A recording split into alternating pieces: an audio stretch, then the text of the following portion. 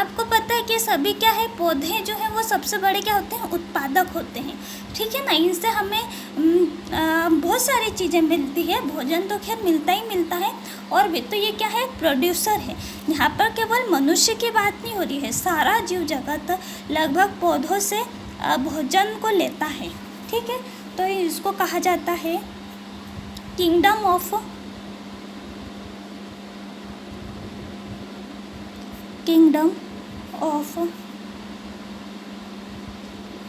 Multi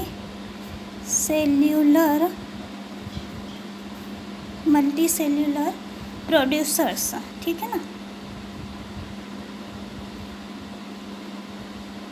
ठीक है ना, प्रोड्यूसर्स,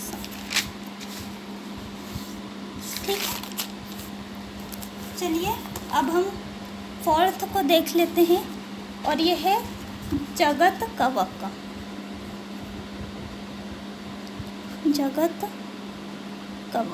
ठीक, जगत कवक या फिर आएगा किंगडम। हम बात कर रहे हैं इसकी, ठीक है ना, और ये यहाँ पर है इसकी, ठीक है ना, जगत कवक या किंगडम फंगी या फंगस, ठीक है ना। चलिए अब है ना, इसका स्टार्टिंग कर देते हैं। जो जगत कवक है, ठीक है ना, ये क्या है, एब्जॉर्प्शन है ना, ठीक है ना, एब्जॉर्ब करेंगे ये। तो ये क्या होते हैं, ये या तो इसके लक्षण हम देखें तो ये मतलब एब्जॉर्ब करते हैं, तो ये क्या करेंगे कि जो ये है, ये या तो परजीवी रहेंगे, परजीवी या मृतोपरजीवी।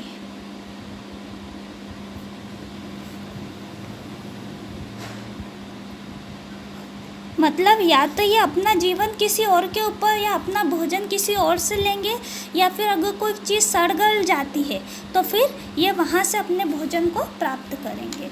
इनकी जो कोशिका भित्ति होती है वो काइटिन से बनी होती है, ठीक है ना, ये ध्यान रखने वाली बात है। कोशिका भित्ति काइटिन से बनी हुई होती है ना, काइटिन से बनी हुई होती है। तीसरा सबसे मुख्य बात, शरीर जो होता है वो कवक सूत्र का बना हुआ होता है, मीन्स हाइफा, है ना, हाइफा। शरीर कवक सूत्र से बना होता है, जिसे हाइफा कहते हैं, HYPHA, ठीक है ना, हाइफा कहते हैं। और ये जब आपस में मिलते हैं ना तो कवक जाल बनाते हैं, ठीक है ना। क्या बनाएंगे, कवक जाल, मीन्स माइसिलियम,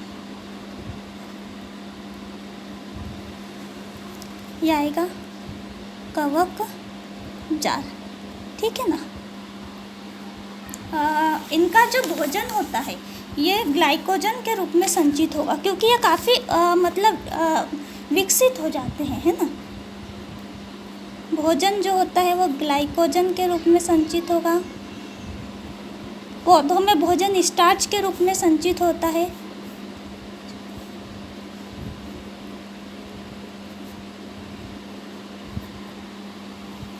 और आपने ईस्ट का नाम सुना होगा, तो ये एक कोशिकीय कवक होता है, ईस्ट, ठीक है। इनमें जो जनन होगा वो या तो वर्धी होगा या फिर अलैंगिक होगा या फिर लैंगिक होगा, ठीक है ना। वर्धी या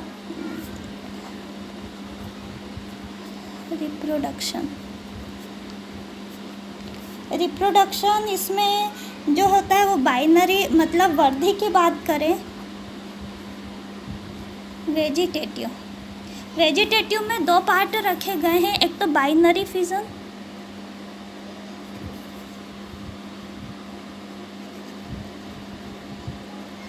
ठीक है ना, और दूसरा है बडिंग, इसको बोलते हैं हिंदी में शायद मुकुलन, ठीक है ना।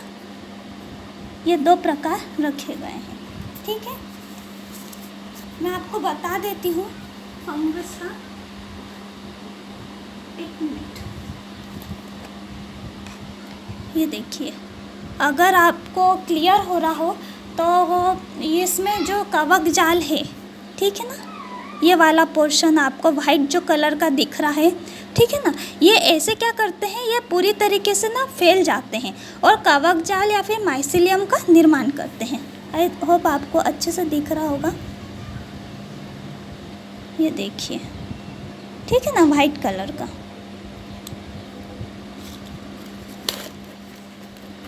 वह बायोलॉजी और साइंस क्या है, थोड़ा सा एक्सपेरिमेंट करने वाला सब्जेक्ट है। तो आप इसको जैसे जैसे अगर अच्छे से समझना चाहेंगे ना, तो आप इसका एक्सपेरिमेंट करें, है ना। एक मिनट, थोड़े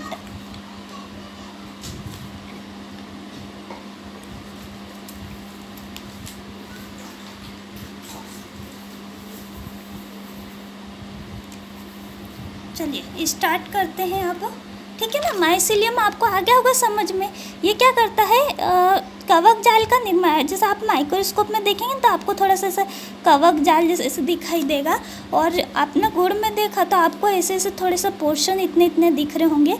ये क्या है, छोटा है, और कभी कभी तो बहुत ज़्यादा ही मतलब लग जाता है, तो उसको क्या बोलते हैं, माइसीलियम। मतलब जो हाइफा होते हैं वो मिल के माइसीलियम या कवक जाल का निर्माण करते हैं। माइसीलियम बात करें तो ये क्या होते हैं, वेजिटेटिव पार्ट होते हैं ना, वर्धी भाग होते हैं ये, ठीक है। कवक जगत में रखा गया है जाइगोमाइसिटिस को, ठीक है ना, एस्कोमाइसिटिस को,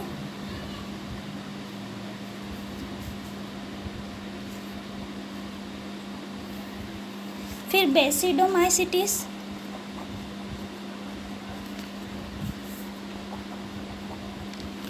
ये पानी से हाथ धोए, माइसिटिस को, और लाइकेन, आपने नाम सुना होगा, लाइकेन, ठीक है ना, इनको रखा गया है ना। ये क्या कर रहे हैं, परजीवी है या फिर मृत परजीवी है, तो ये क्या करते हैं, एकदम से अपघटक का भी काम करते हैं, है ना, प्रकृति को साफ सुथरा भी रख देते हैं। तो इनको एक और नाम दिया गया है, वो kingdom of multicellular decomposers.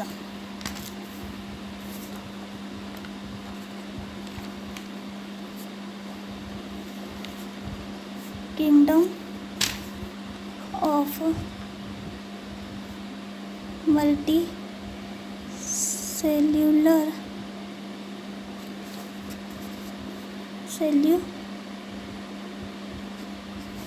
है ना, सेल्यूलर डिकम्पोजर।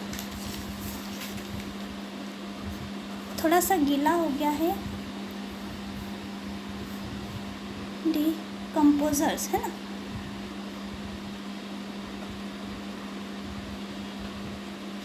ठीक है ना, kingdom of multicellular decomposers. आ गया होगा आपको तो कवक, है ना, अच्छे से समझ में। अब लास्ट वाला देखते हैं, फिफ्थ वाला, और यह है जगत एनिमेलिया या जंतु जगत, है ना, जगत एनिमेलिया, इसको कहेंगे किंगडम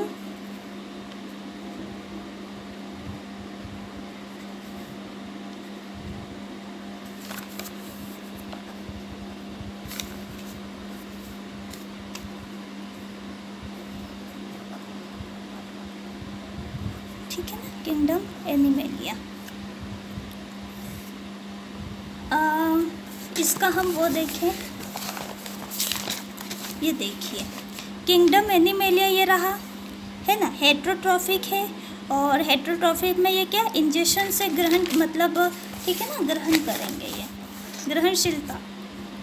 तो इनके हम लक्षण देखें तो पहली बात तो ये परपोषी होते हैं, ठीक है ना, अपने भोजन के लिए दूसरे पर आश्रित रहते हैं, है ना।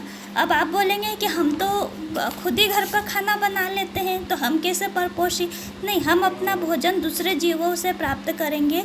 जैसे कि मान लीजिए आप कोई कोरिएंडर खाते हैं या फिर गोभी या कुछ भी खाते, तो ये आपको मिल तो पौधों से ही रही है, ठीक है ना। इनमें कोशिका भित्ति एब्सेंट होती है,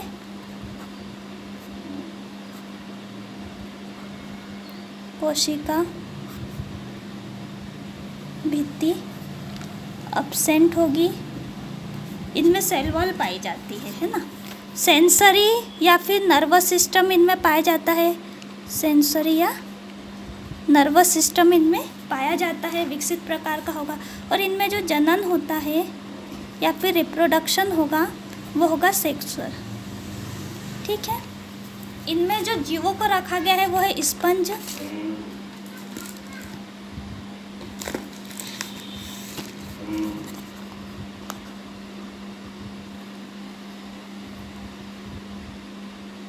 स्पंजेस, ठीक है ना। इसके अलावा मोलस्का को रखा है, इसके अलावा आर्थ्रोपोडास को रखा है, आर्थ्रोपोडा को रखा है। इसके अलावा एनिलिड्स को रखा है, एनिलिडा, ठीक है। इसके अलावा इकाइनोडर्मेटा को रखा है, इकाइनोडर्मेटा। और सबसे बड़ी बात कॉर्डेटा, ठीक है ना, कॉर्डेटा को रखा है। अच्छा, इसमें स्पंजेस को भी रखा है, मोलस्का को भी रखा है, आर्थ्रोपोडा को भी रखा है, एनिमेलिया को भी रखा है, इकाइनोडर्मेटा को भी रखा है, कॉर्डेटा को भी रखा है। और ये क्या है, हेट्रोट्रॉफिक है ऊपर से, ठीक है ना। तो ये क्या, और मल्टी सेल्यूलर एनिमल है, तो इनको एक और नाम दिया है, वो kingdom of multi cellular consumers के भी नाम से जानते हैं इनको।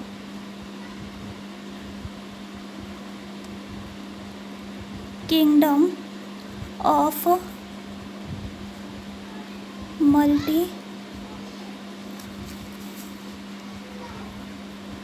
मल्टी सेल्यूलर, ठीक है ना, कंज्यूमर्स, क्योंकि ये क्या है, कंज्यूम करने वाले हैं।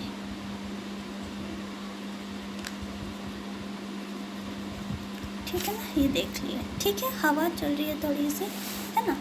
आज के लिए तो इतना ही, मिलते। और अगर आपके मन में कोई भी सवाल है तो आप पूछ सकते हैं, ज़रूर पूछिए।